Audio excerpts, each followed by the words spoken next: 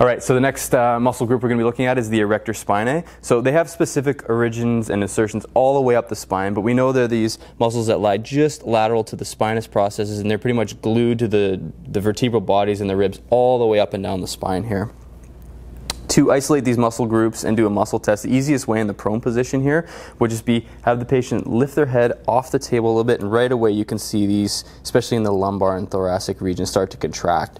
And then again, head back down.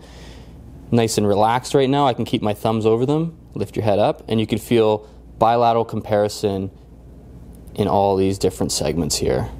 Good. If you want to do a specific muscle test, we'll get her to lift her shoulders and chest right up. Just apply a little bit of support over the sacrum, and then hold there nice and strong as you lean your body weight over top and try and force her chest and shoulders towards the table, and slowly back down for me, just like that.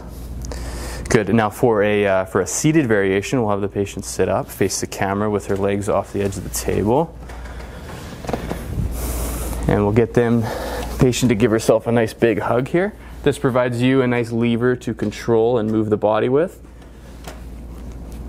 And then from here, I'm going to try and move you forward, and then don't let me do it, okay? So you're applying a downward force here, and with my backhand, I'm doing a bit of a slide up her spine.